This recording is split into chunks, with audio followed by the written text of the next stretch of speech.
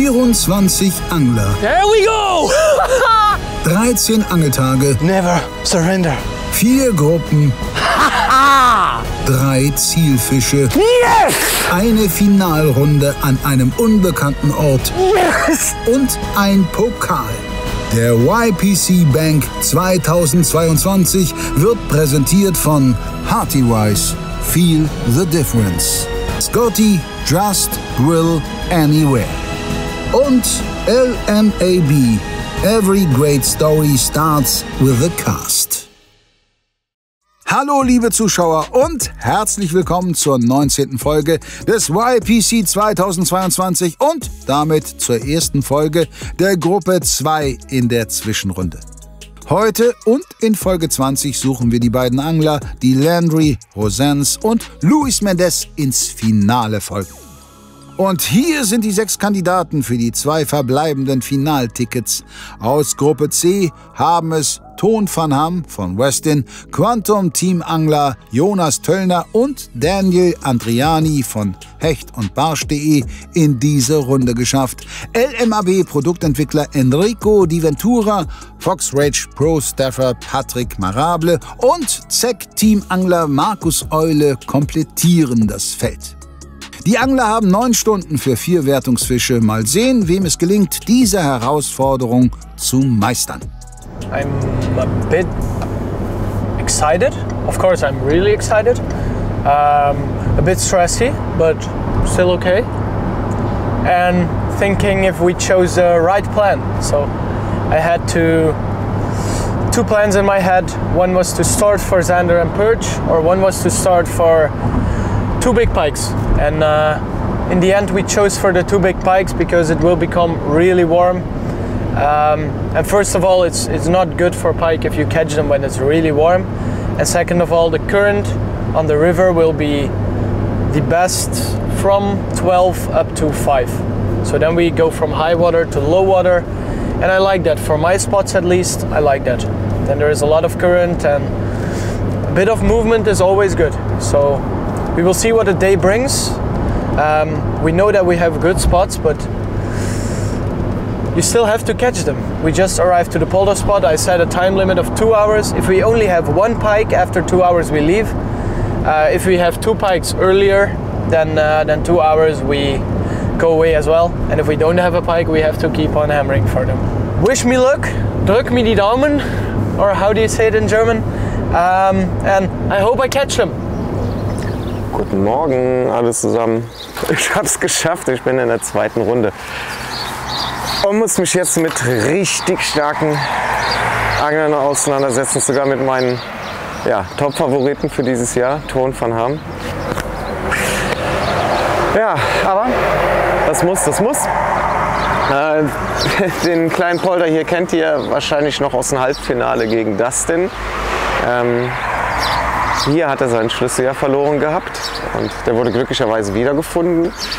Und für mich war dieses Jahr im Training tatsächlich das hier einer der wenigen Spots, wo ich auf Topwater einen Fisch drauf hatte, und zwar einen Hecht, der den Köder genommen hatte, aber da ohne Haken ihn irgendwann dann halt ausgespuckt hat. Deswegen hoffe ich, dass hier heute Bock auf meinen Köder hat und ich so direkt am Anfang einen 70 plus hoffentlich fangen werde und dann am besten natürlich auch auf Topwater. Ja, ich bin nervös, ich muss Gas geben. Es geht gleich los. Drückt mir die Daumen. So Jungs und Mädels, ihr werdet sehen, never change a warning system. Ihr habt es ja gesehen, ich habe die Fullkarte gepackt an einem Gewässer, Hecht, Barsch, Zander. Warum sollte ich das Gewässer verlassen? Ich bin wieder hier und hoffe, dass das heute einigermaßen gut läuft. Und dann bin ich zuversichtlich, dass wir vielleicht 3, 4 Fische, die wir brauchen, bis heute Abend hin. Ich wünsche euch auf jeden Fall viel Spaß. Guten Morgen und herzlich willkommen zum Halbfinale des YPC Uferturniers. Ich bin sehr happy, dass ich es bis hierhin geschafft habe, aber jetzt packt einen natürlich auch ein bisschen der Ehrgeiz und man denkt sich, jetzt wäre es schon schön, auch eine Runde weiterzukommen. Ist natürlich nicht so ganz einfach mit Toon van Ham, Patrick Marable, aber auch die anderen sogenannten Underdogs haben den einen oder anderen überrascht und haben mit Sicherheit auch gute Spots, die sie jetzt im Halbfinale für sich zu nutzen wissen. Deswegen, mein Plan für heute steht, zumindest für die erste Tageshälfte, und dann muss man ein bisschen sehen. Mein Plan ist eigentlich, in der ersten Tageshälfte 2 Fischarten abzuhaken, um dann die zweite Tageshälfte zu haben, die dritte Fischart irgendwie aufzufüllen. Das ist natürlich nicht so ganz einfach. Ich wollte eigentlich mit Zander starten, habe aber gedacht, dass die Barsche sehr aktiv waren die letzten Tage und deswegen starte ich wieder auf Barsch. Mal gucken, ob es klappt. Ihr seid dabei. Drückt mir die Daumen oder eurem Favoriten. Das ist natürlich euch überlassen. Wir sehen uns mit Fisch. 5, 4, 3, 2, 1. It's 8 o'clock. We go for the first cast. Let's go. Feuer. 4 Angler sind hoch motiviert, ihren ersten Fisch in die Wertung zu bringen und werfen bereits, was das Zeug hält. Doch wo sind eigentlich Jonas und Daniel? Schönen guten Morgen, liebe Zuschauer. Wir sind, wie ihr seht, noch nicht am Wasser. Es ist jetzt 8 Uhr, die anderen dürfen ihren ersten Wurf machen. Wir haben noch eine knappe halbe Stunde Fahrt vor uns. Ich bin gespannt, ob sich dieser Ritt gelohnt hat. Also wir haben nicht verpennt oder sowas. Nee, wir haben tatsächlich einen Spot, der einfach 2 Stunden entfernt ist. Wollten den aber unbedingt testen. Daher haben wir diesen Ritt jetzt da in Kauf genommen. 1, 2 Fische möchte ich gerne kriegen. Das ist das Ziel für heute.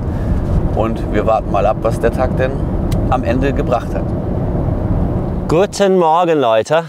Es war eine lange Fahrt und ich bin echt froh, euch wieder zu sehen. Das letzte Mal, wenn ich euch gesehen habe, habe ich mich quasi verabschiedet aus dem YPC 2022. Aber ich bin noch da. Es war ein echt knappes Rennen. Vielen Dank für alle, die mir den Daumen gedrückt haben. Bin irgendwie weitergekommen und möchte jetzt natürlich meine Chance nutzen. Heute haben wir 9 Stunden Zeit zum Angeln. Mittlerweile habe ich nur 8 Stunden und 50 Minuten. Es war eine lange Fahrt hierher zu unserem ersten Spot. Heute dürfen wir überall in ganz Holland angeln. Ich bin an einen Spot gekommen, wo es gibt gute Hechte. Es gibt ab und zu auch einen Zander.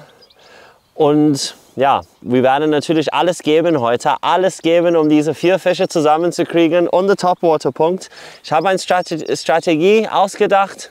Ob der klappt oder nicht, werden wir heute sehen. Ich bin wirklich sehr, sehr, sehr froh, überhaupt dabei zu sein in der Zwischenrunde und möchte heute meine Chance nutzen.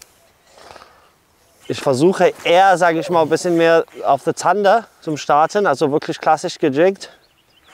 Und wenn ich das eine Weile gemacht habe, dann würde ich mich das Style ein bisschen ändern, ein bisschen mehr auf Hecht gehen, ein bisschen mein Style auch, meine Technik ändern, wie ich die Köder reinkurbel. Aber für jetzt klassisch jiggen und eine Hoffnung ans andere anbeißt. Daniel macht nun also auch seine ersten Würfe. Patrick hat schon den ersten Dämpfer hinnehmen müssen. Ja, die Enttäuschung sitzt jetzt groß. Ich meine, es sind zwar jetzt, was weiß ich, gerade mal 10 Minuten oder so vergangen. Also keine Zeitspanne, wo man wirklich sagt, ja, die ist relevant.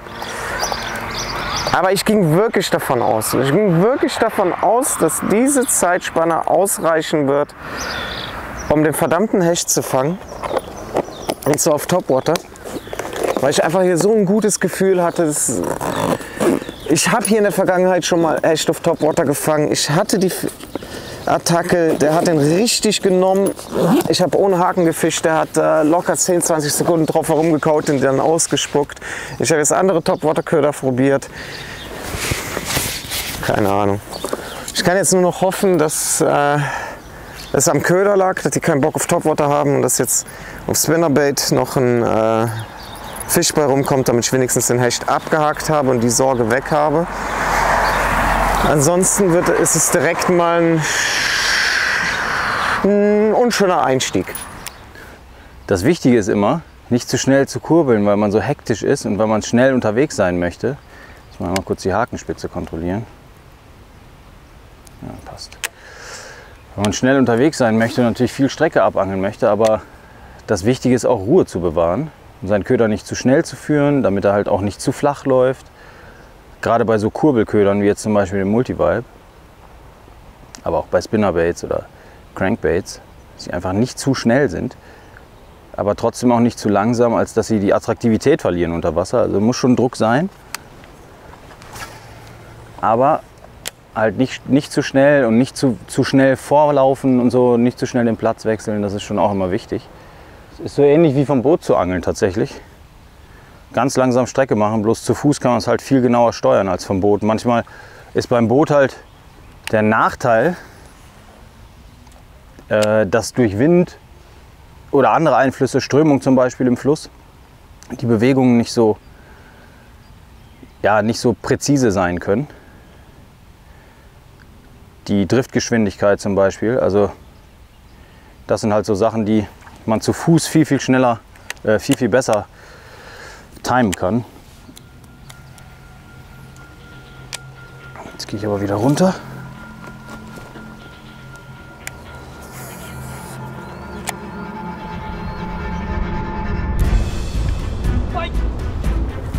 Big pike. Oh, that's a big one.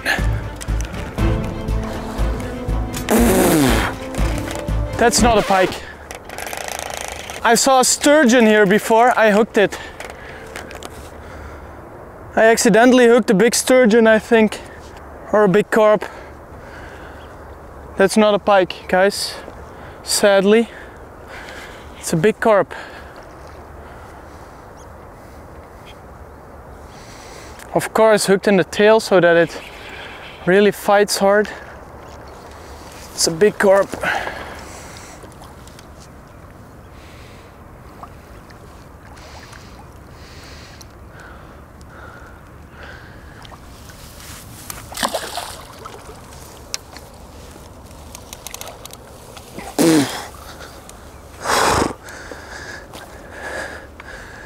That's a big 15 kilo plus pike, I think, guys. First fish on the board, not counting, but it's a really big carp. Let's release it gently and try to catch something else, a pike. I felt it. I ran into it instead of something that took the bait. Let's check that our hooks are not bended, but no, they're perfectly fine. Was a really big carp.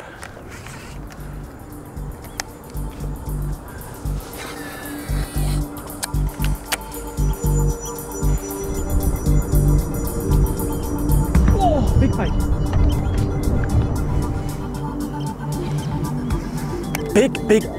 Big pike. He missed it.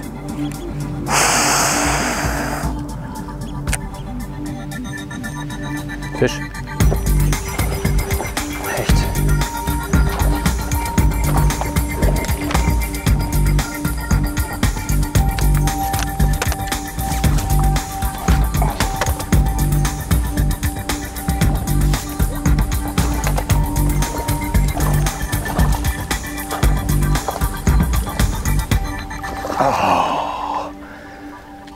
Das ist natürlich das Geile beim Barschangeln mit Chatterbaits. Man hat immer die Chance, einen geilen Hecht als Beifang zu haben.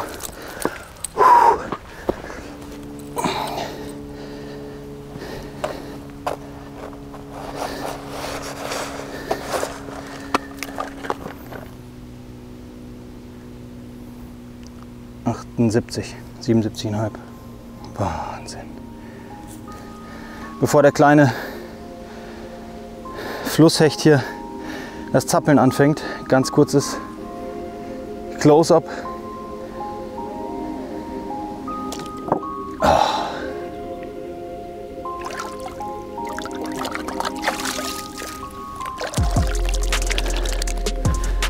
Lasst es regnen, Leute. 78. Besser haben als nachher brauchen. Da fällt mir auch ein Stein vom Herzen.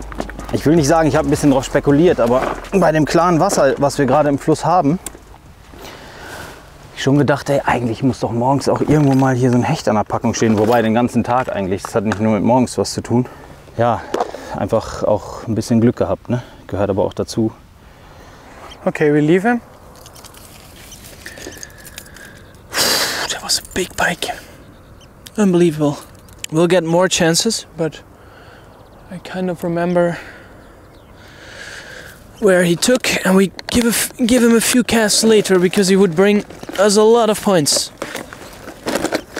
it's also fishing. So you can't catch every pike you see, but it's hard to see a really big one taking the bait and then just missing it in the surface. Crazy. I don't get that he's not trying to take it again. Enrico hat bereits einen Fisch in der Wertung, Ton, einen Fehlbiss und einen Karpfen im Kescher gehabt. Da kommt auch Jonas endlich an seiner ersten Stelle an. So, wir sind angekommen beim ersten Platz. Ich werde da vorne auf die Spitze gehen und hoffen, dass da einer zu Hause ist heute.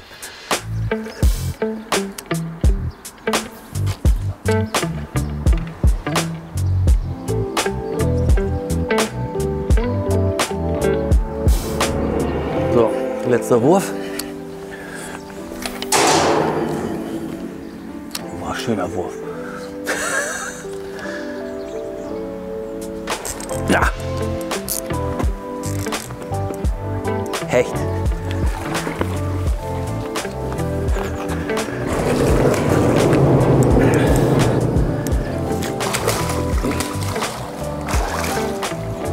Oh. Ja. Immerhin. Nicht groß, aber meins. Ein kleiner, aber erstmal haben, bevor man ihn nachher nicht kriegt. So, das Gel ist feucht, das seht ihr, habe ich ihm nass gemacht.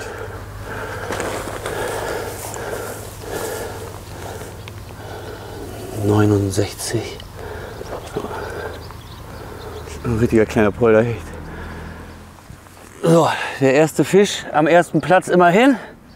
Möchte ich gerne upgraden, aber erstmal Fische in der Wertung haben. Ey.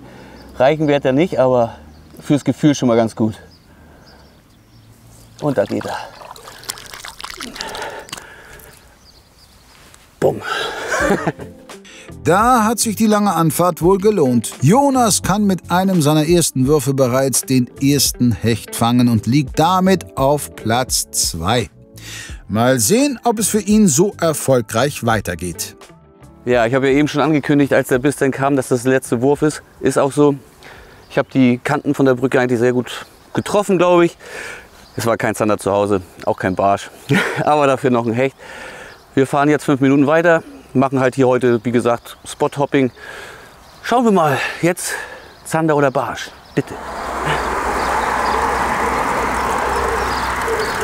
Kann doch nicht wahr sein, jetzt willst du nicht mehr oder was? Ein schöner 20 plus. Jetzt am Mitte, Ende 20 wird er gehabt haben. Hat 2-3 Mal auf den Spinnerbait getockt. War nicht richtig genommen. Jetzt kann ich nur hoffen, dass er unter der Brücke steht. Was ist das für ein Fluch, ey? Warum funktioniert dieses Gewässer immer nur dann, wenn nicht YPC ist? Also wenn ich nicht für die YPC hier versuche, irgendwie einen Fisch zu fangen.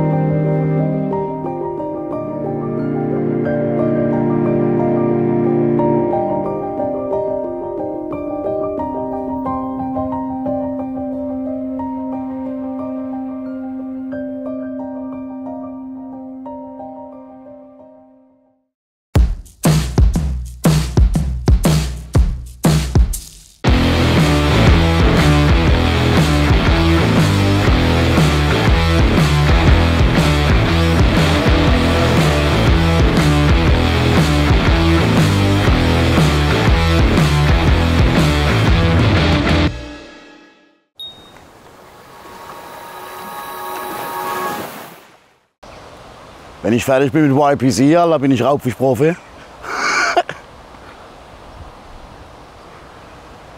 Die neue Live-Bait-Serie von Mr. Pike. Nein, Mr. Hecht.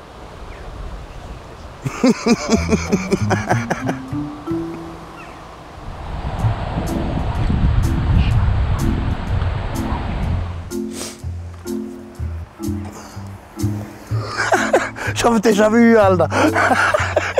Aber das machen wir heute nicht mit. Ah, ausgeschieden. So ein Scheiß. Fuck.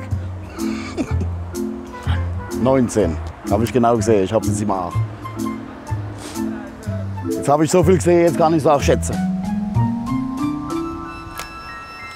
Ich habe schon 2, 3 Attacken jetzt auf der Oberfläche gesehen. Also, oder ja, irgendwas raubt da. Und deswegen würde ich ganz kurz mal ein paar Würfe versuchen, Topwater. Einfach zu sehen, ob man vielleicht tatsächlich eine Topwater-Attacke hinkriegen könnte. Habe ich gar nicht damit gerechnet, ja natürlich, aber wenn die Rauben hier direkt vor mir, macht es Sinn, mindestens ein paar Würfe zu probieren. Gestern noch hier gefischt, 47er Barsch gefangen. Ja, ich wage mal zu behaupten, dass heute der Barsch nicht nochmal beißen wird. But ich hoffe auf einen anderen Barsch, auf einen Zander, whatever. Hauptsache die Route ist gleich krumm.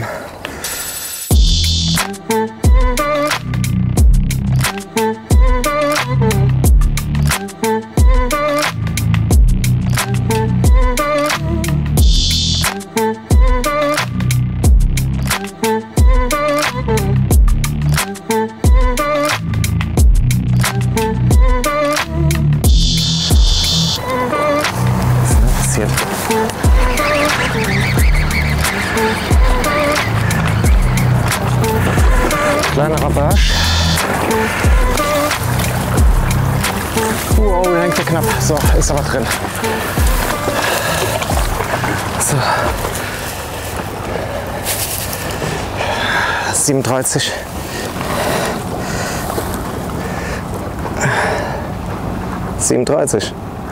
Okay, ja, Schleppen hat mal wieder einen Fisch gebracht. 37er Barsch, wieder auf dem Bonsai-Chat.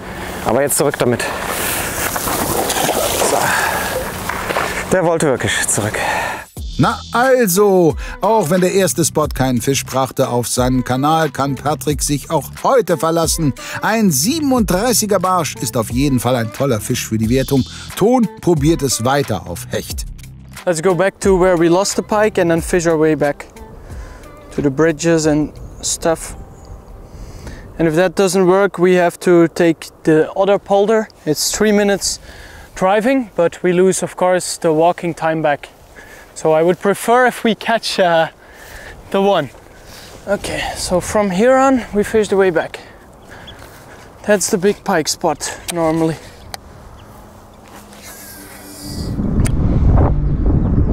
Pike! No! No! He was on the hook. He was on the hook, but he turned his fucking head. I told you it was a pike, huh? It's the same one.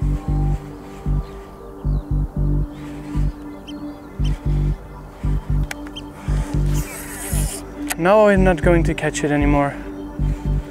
Now I had it hooked. Riesenbarschnachläufer. So ein Teil. So ein Teil.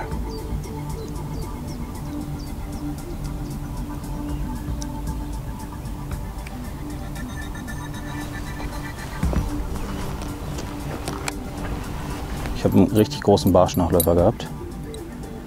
Das heißt, die Barsche sind noch da, aber er ist wirklich ganz langsam dem Multivibe hinterher geschwommen. Jetzt wechsle ich ganz kurz auf den Spinnerbait.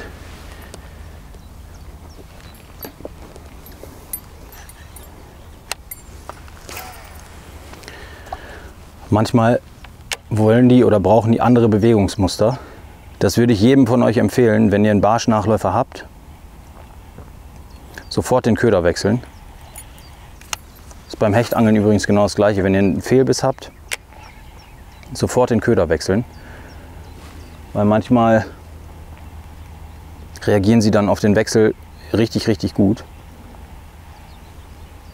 Kann natürlich sein, dass es jetzt hier nicht der Fall ist, aber ich will es zumindest probiert haben. Okay, Versuch war's wert. Sie sind da, das ist das Wichtigste. Müssen wir nur rausfinden, worauf sie Bock haben. Weil wenn Barsche nachlaufen, ist das auch immer ein Zeichen davon, dass sie noch nicht so richtig wollen. Und ich hoffe, dass sich das irgendwann ändert. Also weiter wie gehabt. Multivibe drauf, Strecke machen. Ah, zack! Es ist doch einer zu Hause.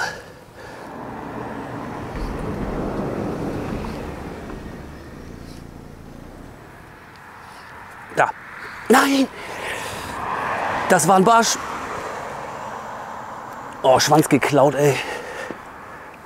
Der Kollege gerade, den ich verloren habe, hat mir sauber mein Paddel abgebissen. Deswegen schnell noch mal ein neues drauf, dass wir vielleicht hier jetzt noch einen Fisch kriegen. Also wenn hier jetzt so ein kleiner Trupp ist, muss ich den nächsten Biss, den übernächsten Biss spätestens verwandeln, sonst riechen sie zu schnell den Braten hier tatsächlich.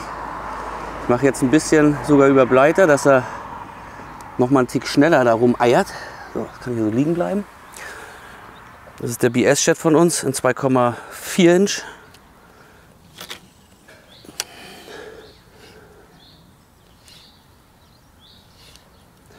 Ich hoffe, dass er gleich kommt wieder. Ich werde jetzt hier nur noch 2, 3 Würfe machen. Die stehen hier nicht in Massen unter. Ich habe den einen drauf gehabt, das hat wahrscheinlich schon gereicht, damit die keinen Bock mehr haben. Für den allergrößten Notfall wäre das ein Plan, was man heute Nachmittag noch mal machen muss. Aber ich hoffe einfach, dass wir den irgendwo anders noch vielleicht kriegen. Was auch sein kann, ist, dass die Fische heute einfach gar nicht auf dunkle Farben stehen, sondern eher auf helle, grelle Farben. Das ist nämlich an manchen Tagen genauso, dass man, wenn man die Farbe gewechselt hat, also auf grell, vielleicht die Bisse viel, viel aggressiver bekommt. Also Barsche sind echt ziemlich wählerisch und auch nicht unbedingt dankbar für die Köder, die gestern funktioniert haben. Fisch.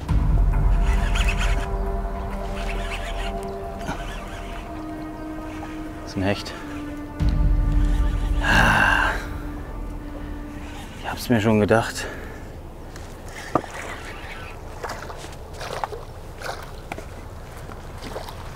Ich hab's mir schon gedacht, dass die heute gut drauf sind, die Jungs. Luftdruck ist ein bisschen gestiegen.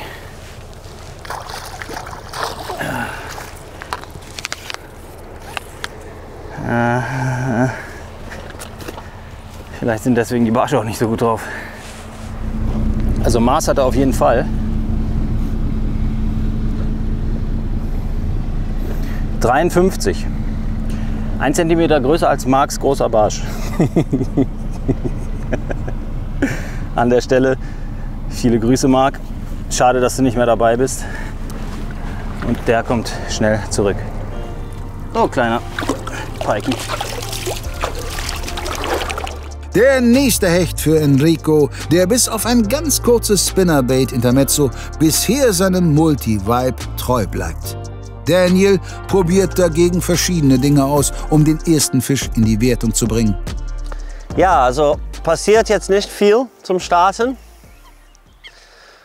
Habe ich auch ein bisschen so damit gerechnet, dass es nicht sofort wie ein Feuerwerk losgeht. Ich habe jetzt zum 3. Mal die Köder gewechselt. Habe auch Sunrise Sabina auch drauf gehabt nach dem Purple Rave. Einfach weil Sunrise Sabina hat mir mein letzter Fisch in der Vorrunde beschert und der war auch sehr, sehr wichtig. Ich habe immer noch ein bisschen geärgert und sage ich mal, war ein bisschen traurig, dass ich keinen Zander hingekriegt habe. Aber dieser letzte Hecht hat tatsächlich den Unterschied gemacht und hat mir ein paar Punkte, sage ich mal, vor Mark gebracht. Also Sunrise Sabina did it again für mich. Und jetzt habe ich auf meine vielleicht Zweitlieblingsfarbe gewechselt. Green Pumpkin Chartreuse. In der Hoffnung, dass ein Zander anbeißt. Wäre natürlich auch nicht traurig, wenn ein Hecht anbeißen würde. Hauptsache irgendwas beißt. Bin echt gespannt, wie es jetzt gerade mit den anderen laufen. Kleiner Zetti.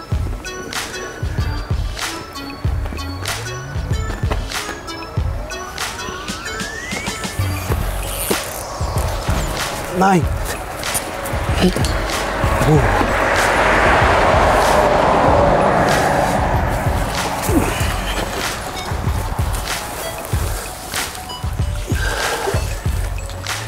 Maß hat er. Volles Pfund reingedonnert, ey. 45. Also geht über die halbe rüber und dann wird er aufgerundet. Für die Zander habe ich noch mal 3 bessere Brücken eigentlich. Gut, wir haben ihn erstmal 45. Das wird nachher nicht reichen, aber ich will ja auch einfach, dass ihr ein paar Fische seht. Das ist ja gut. Schon mal 2 Fische jetzt in der Wertung. Beide leider welche, die man eigentlich upgraden muss, um hier überhaupt irgendwelche Chancen zu haben. Aber ich bin ja froh, Fische überhaupt zu fangen und nicht nachher zu schneiden, weil das wäre blöd. Vielleicht steht noch einer da, vielleicht auch ein Barsch, 5 Würfe noch an der Brücke und dann geht es wieder zur nächsten.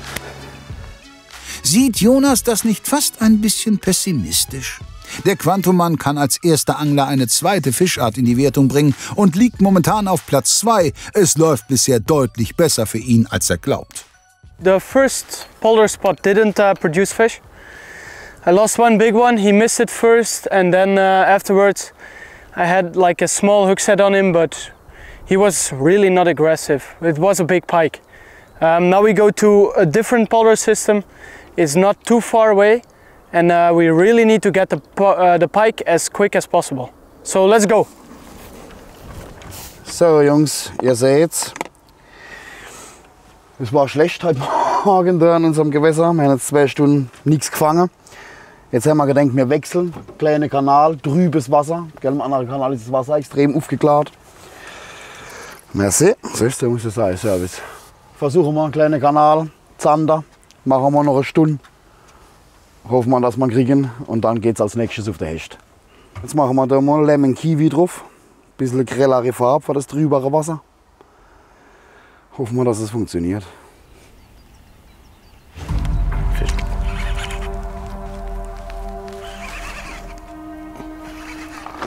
Nein.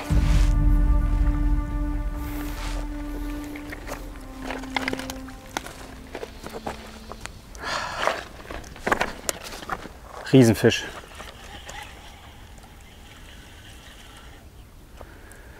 Riesenfisch. Und das war kein Hecht.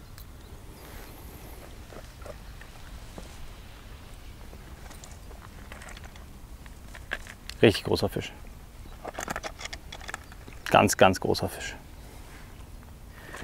Auch das gehört zum Angeln dazu, Leute. Kann man nichts machen. Tja. Naja, einen gesehen, einen drauf gehabt. Gestern habe ich auch 3 Versuche gebraucht, um einen zu fangen. Vielleicht klappt es beim 3. heute. Ich breche jetzt hier ab. Der Rückweg war ohne Fisch. Kein Biss, kein gar nichts. Und irgendwann mal müssen wir auch aus der Sonne raus, weil sonst wird es für die Gesundheit nicht mehr gut. Also der Kameramann, der wird auch langsam immer roter. Ich denke mal, am Ende des Tages könnte ich ihn auf dem Fischmarkt als Hummer verkaufen. Und ja, wahrscheinlich mich dann daneben legen. In dem Sinne fahren wir jetzt an ein anderes Gewässer. Das Gewässer kennt ihr auch schon vom letzten Jahr. Dort habe ich Topwater gefischt, in allen 3 Phasen des Turniers. Und auch ging das dann am Ende. Und ich weiß, dass da aktuell nicht so gut ist mit Topwater wegen trübem Wasser. Trotzdem wurden da gute Fische gefangen, auch jetzt im Turnier schon. Ich wäre fast direkt dahin gefahren, aber es ist mir zu riskant, weil ich selber noch nicht da war. Und deswegen wollte ich es erst hier probieren. Immerhin, ich habe den Barsch schon mal safe. Jetzt muss ich den Rest dort fangen. Oh, okay. Hoffentlich.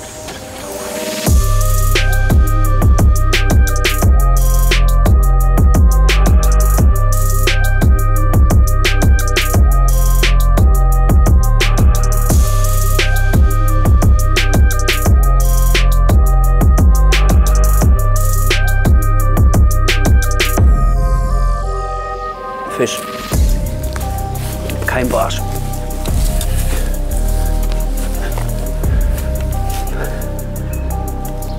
Doch. 2 noch hinterher. Guck mal. Bam, bam, bam, bam. Das ist der Fisch, den ich wollte. Das ist der Fisch, den ich wollte. Ihr müsst euch vorstellen, eine Brücke, Mitteldurchfahrt. Und rechts und links noch eine Kammer. Ich habe die Kammer angeworfen, hatte irgendwas. Habe sie das zweite Mal angeworfen, gleich drauf gehangen. Also auch richtig, also nicht richtig gebissen, so richtig nur reingelegt. Und es kamen dann echt noch mal zwei Upgrade-Fische hinterher. Also wirkliche Upgrade-Fische. So, wir machen den kurz mal hier fertig. Scale ist nass, habe ich gerade mit reingeworfen. 41.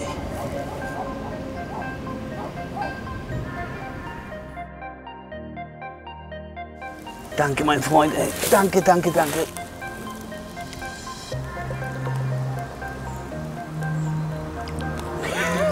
Geil. So, noch ein Fisch und dann haben wir die Full Card und dann upgraden. Upgraden dann. Erstmal alle 3 Spezies. Geil. Da ist das Triple. Jonas' Brückenhopping-Taktik geht voll auf und nach Hecht und Zander klappt auch der Barschfang auf Anhieb. Diesmal sogar in einer sehr guten Größe. Bei aller Bescheidenheit, Jonas ist nun Tabellenführer, hat schon alle 3 Spezies und ist damit momentan der Favorit auf den Finaleinzug, zumal es bisher wirklich nicht für alle prächtig läuft. Scheiße Stau. Boah, scheiße Stau. Das ist nicht unbedingt das, was man sich erhofft und wünscht, wenn man ein Turnier fischt. Geduld ist eine Tugend, die ich nicht habe.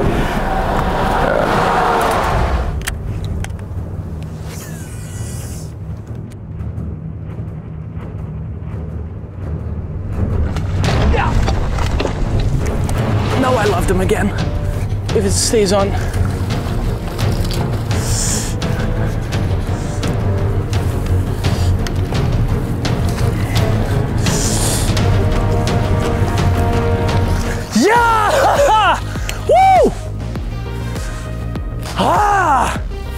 How difficult can it be to catch a pike?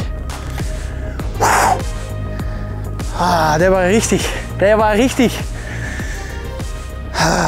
Man, richtig geil. Was für ein Biss, man. I'm wetting the measuring board. Let's see how long he is.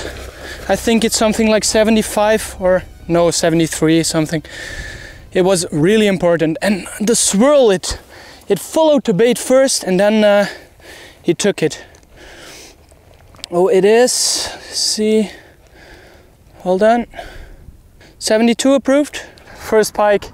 It took a while. We were just 5 minutes fishing in the new polder system and he followed the Ricky the Roach, so I did on a more aggressive bait, a 10 centimeters, so a smaller one, sinking Western Swim, and he took it immediately. Let's release him quickly, it's warm, so we don't want him too long on the shore, and let's keep on fishing. We try one more. Es hat ein bisschen gedauert, doch am zweiten Poldersystem hat Ton mehr Erfolg als am ersten. Noch ist er Vierter, doch ein Anfang ist gemacht. Okay, so this is the lure I switched to, a 10 centimeter Western Swim. The 12 centimeter, I don't like it when you twitch it. I prefer stop and go. But this one, twitch, twitch, twitch, twitch, twitch, boom. And we got the pike. So really good. We continue fishing. I'll switch back to Ricky the Roach just to get the passive pikes as well. And yeah, let's try to catch one more pike and then we leave immediately to the river. Also das ist etwas, was ich nicht häufig mache. Aber ich wechsle jetzt mal den Köder. Und zwar wechsle ich auf einen schwereren Multivibe. Das ist einer der allerersten Prototypen, die ich hatte. Da habe ich die Augen noch selbst geklebt.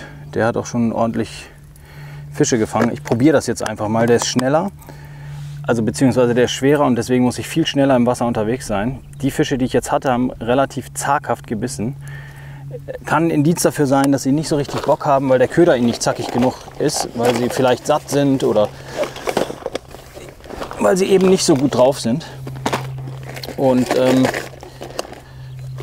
das probiere ich jetzt mal 200 Meter, denke ich, und dann gucken wir mal, ob ich da andere Reaktionen drauf bekomme. Falls da nichts passieren sollte, Dann wechsle ich wieder auf den altbewährten, weil ich glaube, dass hier schon viel mehr Barsche sind, als wir jetzt gesehen haben, beziehungsweise als ich dran gehabt habe. Also die sind hier entweder in Bewegung oder liegen hier vor der Steinpackung. Das ist auch übrigens nicht immer so. Wie auch schon in der letzten Folge erwähnt, muss man sehr, sehr viel ausprobieren. Hier jetzt mal auch mit einer viel, viel schockigeren Farbe, etwas größer auch. Und auch etwas schwerer. Also das ist ein Prototyp gewesen, den ich mit 21 Gramm gemacht hatte. Ja, und deswegen schaue ich mal, ob der was bringt. So Leute, habe das Spot leicht gewechselt. Aber ich bleibe in der Gegend. Habe eigentlich Vertrauen, dass irgendwas drauf gehen wird. So ein guter Spot. Aber bis jetzt passiert recht wenig, muss man wirklich sagen. Ich wechsle auch zwischen Jiggen und dann manchmal kurbel ich einfach langsam ein, um zu versuchen, einen Hecht zu animieren. Und dann wechsle ich wiederum auf Jiggen, um eher auf Zander dann. Aber bis jetzt hat gar nichts funktioniert. Ich habe nicht mal ein Biss bis jetzt zu vermelden. Und die Zeit rennt. Die Zeit rennt. Sehr, sehr, sehr, sehr schnell. Die Uhr tickt und mit zunehmender Angeldauer ohne Biss steigt bei Daniel der Druck und die Nervosität. Markus, der ebenfalls noch ohne Punkte dasteht, wirkt zumindest nach außen hin noch relativ relaxed. So, Freunde. Wie ist noch drauf, dass das hinausläuft? Auf den Endspurt. Das wird dann die Power Hour vom Eule. Zwischen 16 und 17 Uhr. So ist das halt, ne? Wenn man sich nicht auskennt. Wenn man da einen guten Tipp kriegt, dass das geil sein soll für Zander. Naja, ich glaube nicht mehr dran.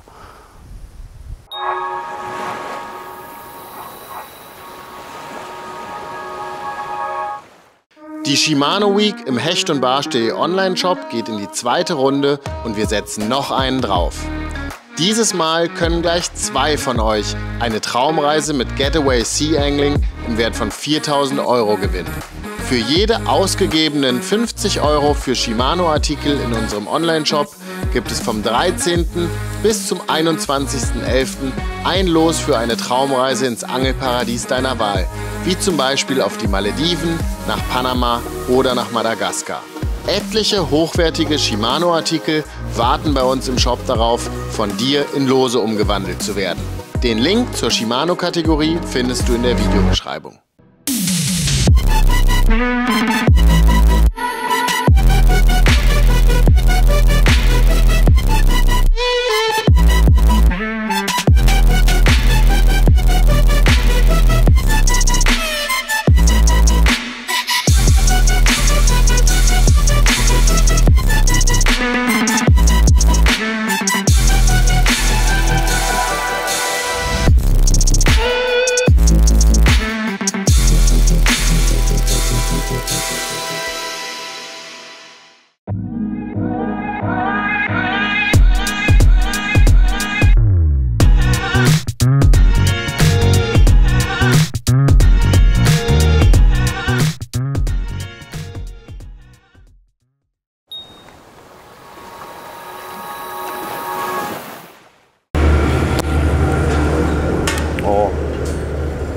Der Vorteil bei dieser Streetfischerei ist, man kann auch mal gegen die Brücke werfen. Das ist gar nicht so schlimm, weil hier fahren die ganze Zeit LKWs und so weiter über die Brücken.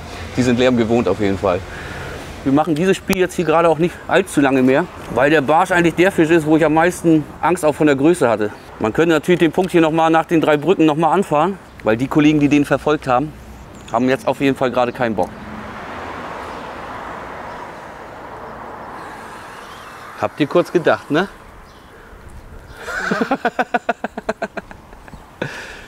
Wir gehen wieder rüber. Ich will noch mal da von der Seite die Kamera angeln.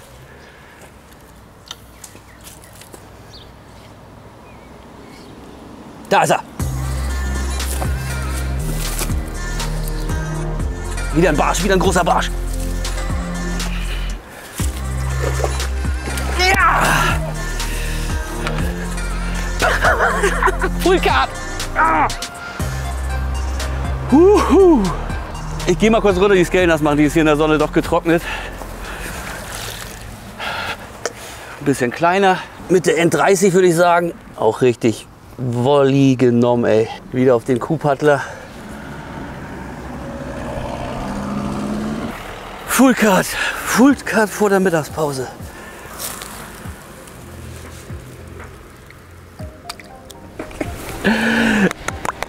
Geil. Jetzt müssen wir rechnen, upgraden. Ich möchte, nee, der Zander, der muss raus. Der Zander muss jetzt weggemacht werden. Da muss eine 5 auf jeden Fall vorstehen. Mal gucken, was da kommt. Wir haben da jetzt, die nächsten 3 Brücken sind eigentlich die, wo wir uns das versprechen. Wir packen hier ein. Full Cut wollten wir jetzt hier noch schnell kriegen, hat geklappt, geil. Der Angstgegner ist jetzt sogar als Bonusfisch drin.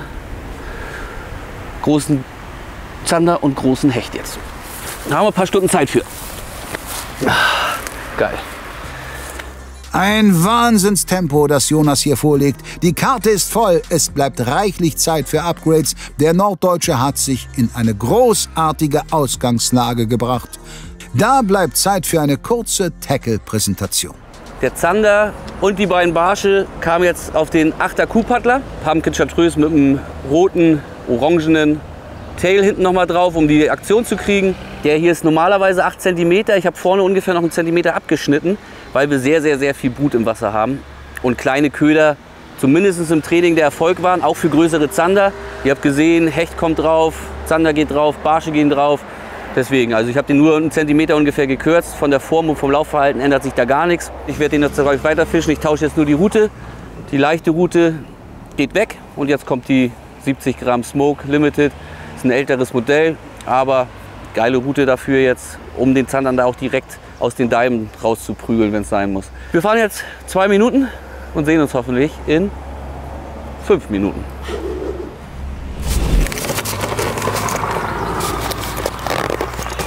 Muss passen.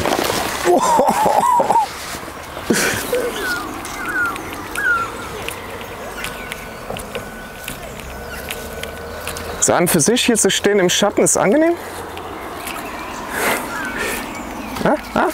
Das war ein Barsch, das war ein Barsch. Da sind sie, die Racker. Warte mal. Das war ein Barsch. Topwater. Punkte.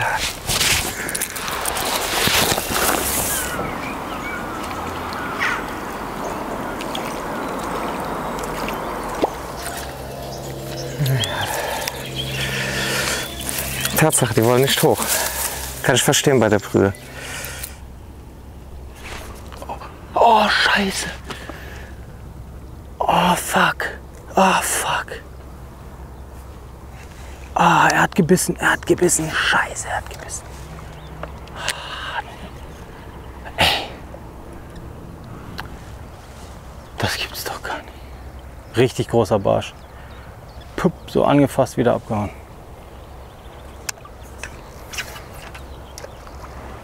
Die wollen nicht richtig. Beißen nicht gut. Aber das ist natürlich ärgerlich. 2 Barsche, also gut, der war nicht richtig drauf, aber der hat gebissen. Ich habe ihn gesehen, hinterher, papp, einmal kurz das Ding ins Maul genommen, sofort wieder losgelassen. Aber sowas ist natürlich super ärgerlich. 2 Barsche drauf gehabt. Der war auch groß, also auch so wie der gestern. Ich denke 45 so.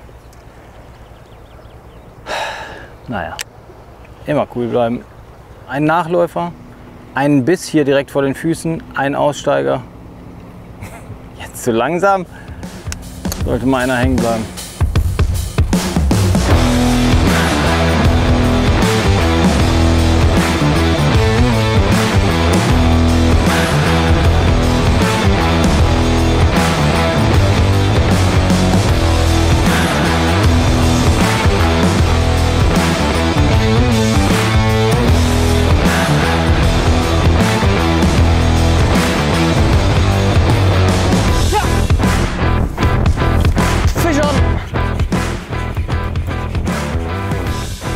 Small one, I think.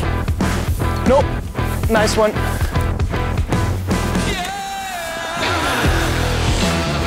Well, not a big one, but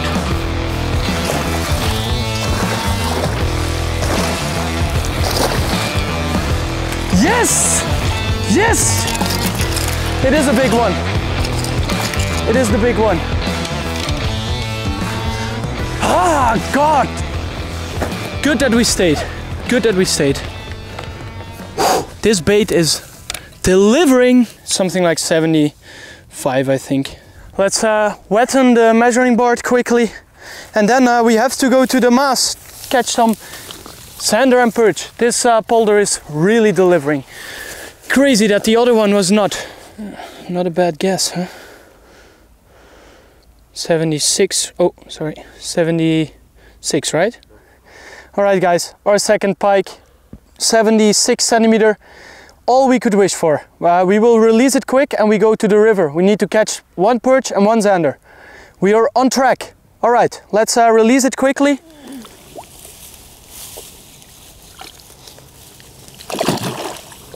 Epic release. And now I'm happy again.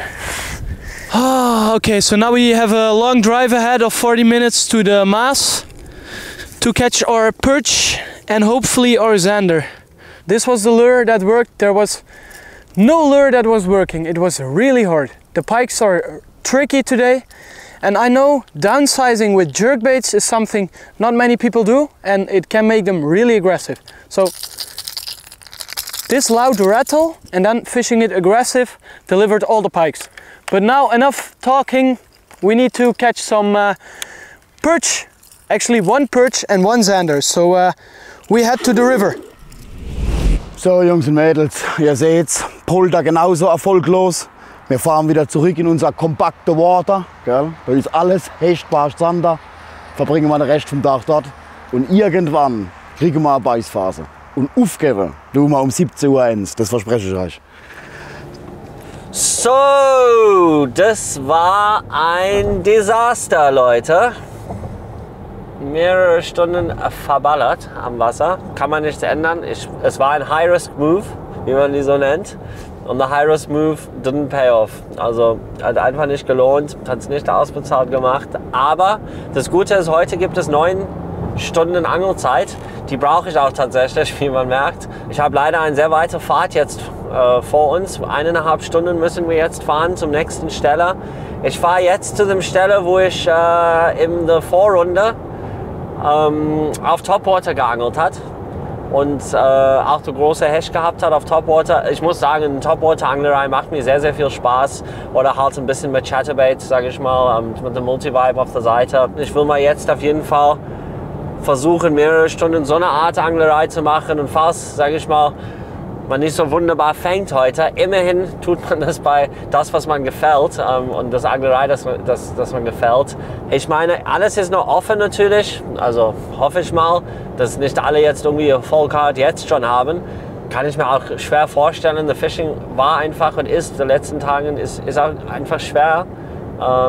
Auch in Holland kann es schwierig sein manchmal bei bestimmten Bedingungen und die haben wir anscheinend leider ein bisschen getroffen. So schlimm so wie jetzt, das sage ich mal mehrere Stunden nicht mal ein Biss, das muss nicht sein, aber ich bin noch optimistisch. Ich freue mich ehrlich gesagt auf der nächsten Stelle, ich freue mich ein bisschen Topwater zu angeln und hoffentlich kann ich euch einen oder die anderen Fische noch zeigen.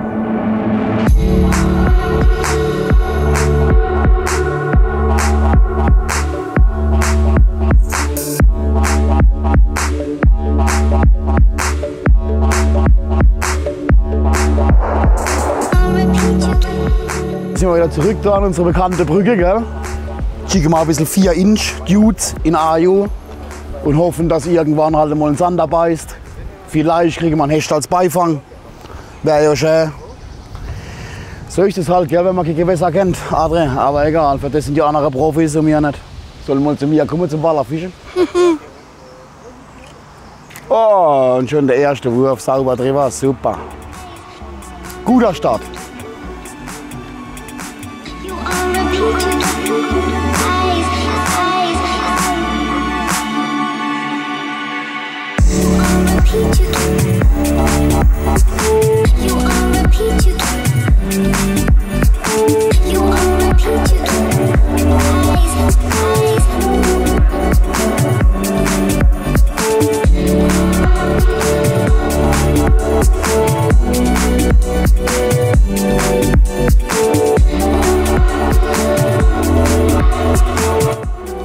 Wo warst du mit deiner Drohne?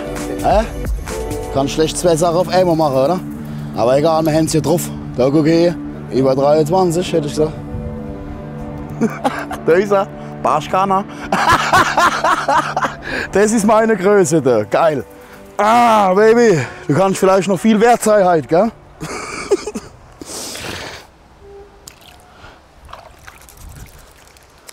Geil, geil. Und was hat wieder gefangen? Dude, wie gesagt, Dude in AU fängst auch du. Ein kleiner Barsch, doch heute zählt jeder Fisch und so ist Markus völlig zu Recht froh über diesen maßigen Barsch, der ihn noch in der Gruppenphase viel Anstrengung gekostet hatte. Auch Ton, der mit dem zweiten Hecht auf den zweiten Platz geklettert ist, wirkt deutlich entspannter als zuvor. Alright guys, I'll do a small challenge to boost the mojo or whatever. When I achieve a full card, so that means 1 perch and 1 zander, and the perch is bigger than 40 and the zander is bigger than 60, then after 5 o'clock I will go swimming in the Maas. I promise. But first, let's try and catch these fish.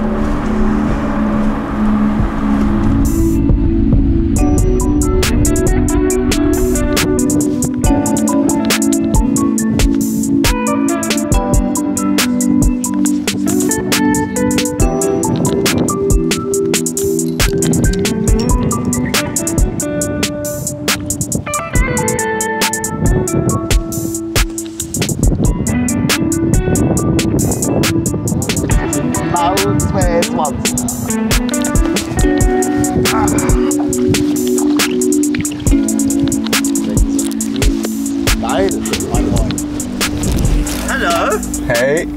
Alles klar? Nee, Nicht gelaufen? scheiße. Wirklich? Ja. Ein 37er Barsch bisher, aber woanders. Ein 37er war? Ja. Und bei dir? Darf ich sagen? Schon, oder? Jetzt nur am Anfang des Tages. Ja, 2 große Hechte Geil. und 2 Zettis. Jetzt mache ich einen Barsch. Ja, fett. Das ist ordentlich. Das ist richtig gut. Petri. Ja, danke. Ja, also. Wollte ich nur sehen, wie du reagierst, Mann. Ich habe überhaupt nichts. Echt jetzt? Ja, kein Scheiß. 3 Stunden gefischt. War natürlich erstmal ein Schock, aber trotzdem, ich hätte es dir gewünscht. Warst du lange jetzt hier? Eine Stunde? Und fisch ich jetzt genau, wo du gefischt hast? Nee, ich war hinten in Weiter? dem Stück, ja, hinter der Brücke. Alles klar. So fair will ich sein, dass du da nicht durchrennst. Ich hatte zwar Barschnachläufer, kleine, so bis Mitte 20, aber selbst auf kleine Köder ist nicht gegangen. Ich hatte mehrere Abrisse, dass ich mit Ködern hängen geblieben bin. Ich habe alles versucht. Die Fischer sind ähnlich wie ich. Die beißen nicht in der Früh. Die sind einfach nicht aktiv. Eigentlich gibt es viele, die früh mögen, aber ich mag es auch nicht. Bist du auch so ein Langschläfer? Ich bin eher ein Langschläfer. Geil, genau der gleiche. Möglichst lange wach bleiben, die Nacht genießen und Genau. dann morgens gequält sein, wenn der scheiß Wecker geht. Genau so ist es. Warst du eigentlich schon hier vorne an der Brücke in dem Bereich? Nee, ich bin gerade hier angekommen. Okay, ich werde dann da It's vorne all hingehen. yours. Komm, lass uns noch was Geiles raushauen. Ich drück die Daumen. Viel Spaß, Mann. Ciao. Ciao, ciao. Ja, Leute, ihr habt es gesehen. Ein Konkurrent aus der Gruppe. Ich muss auch sagen, ich kam nur zu diesem Spot quasi anhand von ihm, muss ich fairerweise sagen.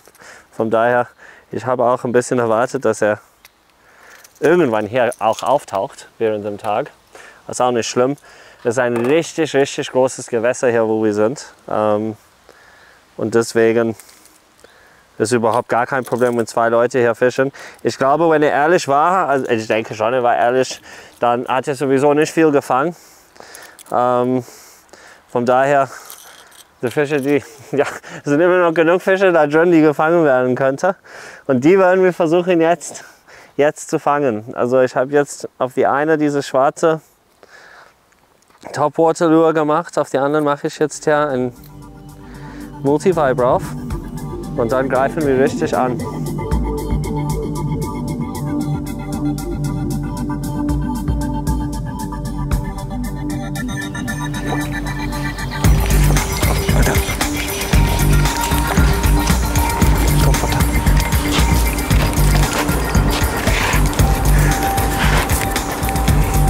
ist aber ein maßiger Barsch.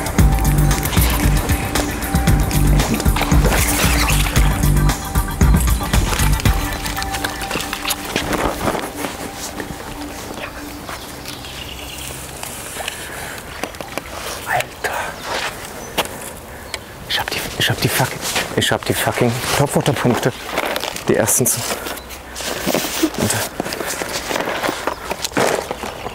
Erster Wurf, Alter, erster Wurf.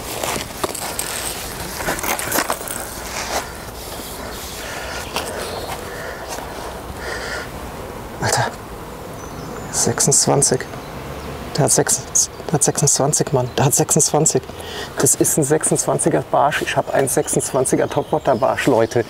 26er, 52 plus 10, das sind 62 Punkte. Oh, danke, danke, danke. Aber jetzt zurück damit.